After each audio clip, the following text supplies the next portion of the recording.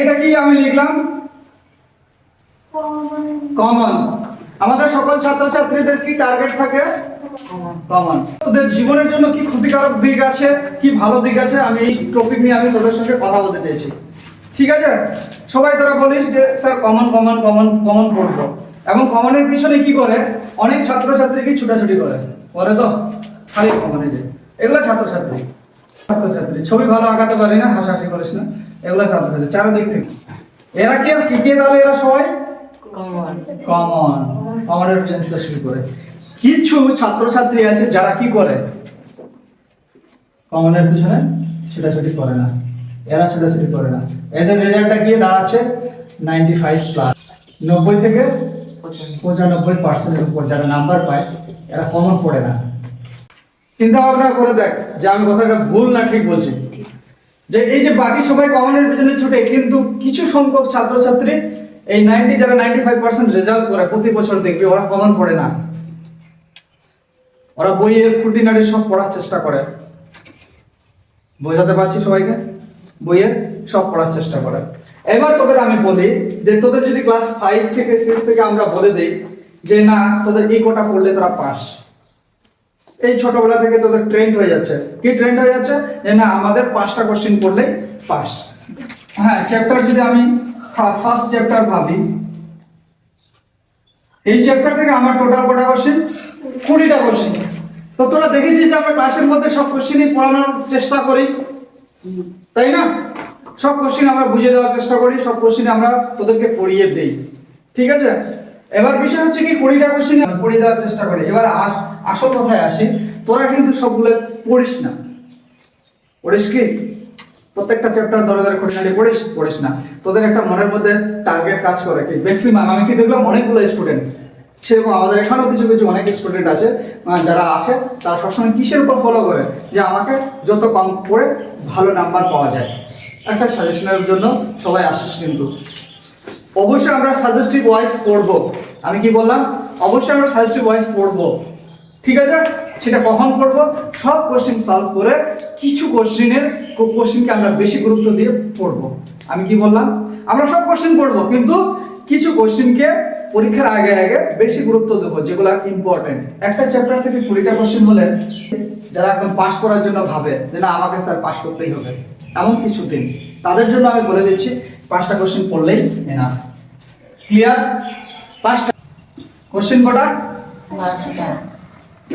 যারা পাস করার কথা ভাবছে, এবার যারা দেখা গেল তার থেকেও একটু ভালো স্টুডেন্ট, ঠিক আছে, তাদের জন্য আমি বলবো তোদের 10টা পড়তে হবে। তোরা যদি পড়তে পারিস, এই 10টা কোশ্চেন পড়লে তোদের রেজাল্ট দাঁড়াবে 80% এর উপর, যদি 10টা কোশ্চেন ভালো করে পড়িস। একটা চ্যাপ্টারের কথা বলছি, কিন্তু প্রত্যেকটা চ্যাপ্টার নয়। তাহলে যদি এই 10টা কোশ্চেন তোরা যদি ভালো করে যদি সুন্দরভাবে 4-5 বার করে লিখিস বা পড়িস বাড়িতে ভালো করে প্র্যাকটিস করে, সব সাবজেক্টের কথা বলছি আমি, তাহলে তোরা 80% অনায়াসে পাবে এই 10টা কোশ্চেন। বুঝাতে পারছি প্রত্যেককে? হ্যাঁ, এবার যখন আমরা যাব ভালো স্টুডেন্ট, তারা যদি মনে করে যে না আমিও ভালো হতে চাই বা আমিও ভালোভাবে পড়তে চাই, তো তাদের জন্য কি কটা কোশ্চেন পড়তে হবে? 15টা। তাহলে একটা চ্যাপ্টার থেকে 20টার মধ্যে আমি যদি 15টা পড়ি, তাহলে আমি আরো আমার ওখানে 10% বা 15% নাম্বার বেড়ে যাবে। তার কত হলো? 90 থেকে 95%। এবার যদি তোরা বলিস স্যার আর 5টা কোশ্চেন কি হলো? 5টা কোশ্চেনের ক্ষেত্রে আমি বলে দিচ্ছি কি সমস্যা হয় বা কেন আমরা পড়তে বারণ করি।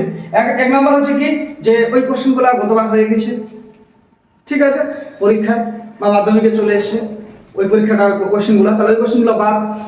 আমরা কিন্তু বাদ বলতে একদম পড়বো না তা নয়, কিন্তু ওটার গুরুত্বটা আমাদের কম, যার জন্য ওখান থেকে 5টা কোশ্চেন বাদ। কিছু কিছু কোশ্চেন আছে বইয়ে, প্রশ্ন আছে যেগুলো না পড়লেও চলে। তাহলে আমি এভারেজ কি ধরলাম যে 5টা কোশ্চেন আমরা কি করবো?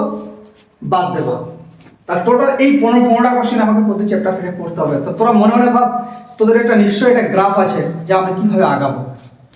তোদের সব রকম ভাবে আমরা সুযোগ সুবিধা দিব, কিন্তু আমি বলছি না শুরু থেকে যখন আমরা পড়ছি হ্যাঁ আমরা সব পড়াবো, এটা আমরা কথা দিয়ে আগাবো, কিন্তু বিষয়টা আছে পড়তে পড়তে যখন পরীক্ষা কাছে আসবে তখন তোদের জায়গাটা কোথায় এটা আগে তোরা ভাববি।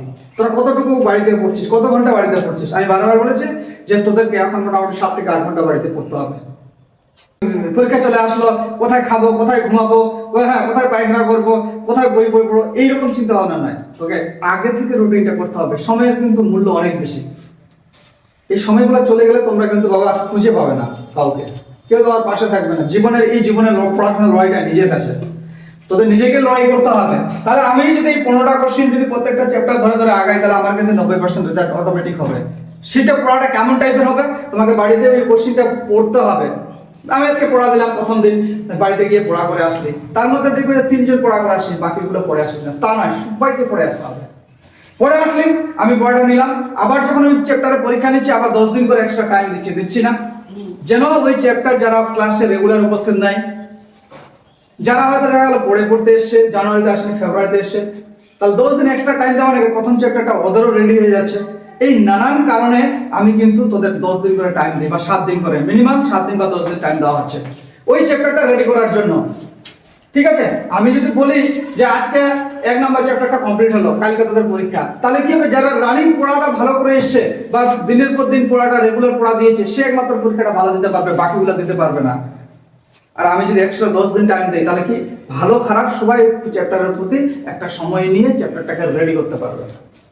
এই জন্য 10 দিন টাইম দেওয়া এক্সট্রা। বোঝাতে পারছি প্রত্যেককে? এইবার বিষয়টা হচ্ছে কি, যে এই যে আমি ইংরেজি পড়াচ্ছি, প্রত্যেকটা টপিক, প্রত্যেকটা চ্যাপ্টার, একদম প্রত্যেকটা ওয়ার্ডের মানে বলে দেওয়ার চেষ্টা করছি, কোনগুলো ইম্পর্টেন্ট রাইটিং অ্যাডভান্স বলে দিয়েছি, তোমরা এগুলোকে রেডি করবে। আরো যদি আমাকে লেখাতে হয় আমি লিখিয়ে দেবো, কিন্তু তোদের পড়াটাকে ঠিক রাখতে হবে। সময়ের মধ্যে কিন্তু পড়তে আসতে হবে, এবং সময়ের মধ্যে ছুটি হয়ে গেলে কিন্তু একা থাকা যাবে না, বেরিয়ে চলে যাবে বাড়ি, সোজা বাড়ি। কোথাও কিন্তু কোনো দোকানে আড্ডা ফাড্ডা মারার জন্য আমি যেন না দেখি, এখনো আড্ডা মারতে দেবো না। ঠিক আছে, সেন্টারের সামনে কোনো সময় নষ্ট করতে দেব না। পড়ার ঠিক 5-10 মিনিট আগে ঢুকবি, পড়া হয়ে যাবে, বেরিয়ে চলে যাবে, একদম সোজা স্ট্রেট বাড়ি।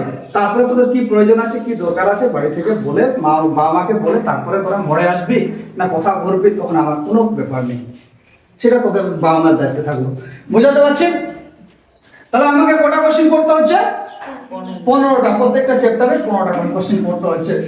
ব্যাপারটা আসি, তোদের 5 থেকে 6 থেকে যদি ছোট ক্লাস থেকে যদি ট্রেন করা হয় যে তোমরা কমন পড়ো, অল্প পড়লেই তোমরা 95% নাম্বার পাবে, হ্যাঁ এটা আমরাও করে দিতে পারবো, যে অল্প করে পড়িয়ে তোদের ভালো রেজাল্ট।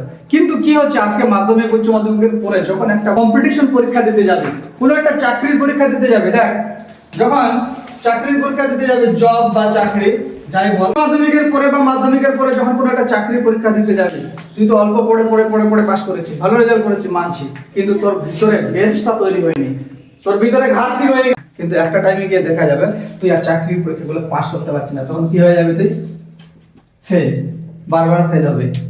ছেলেমেয়েরা এখানে গিয়ে তখন গিয়ে ধাক্কা খায় যে আমি এত ক্লাস অবধি পড়লাম, আমি গ্রাজুয়েশন পাস করেছি, কিন্তু আমি চাকরি পাচ্ছি না।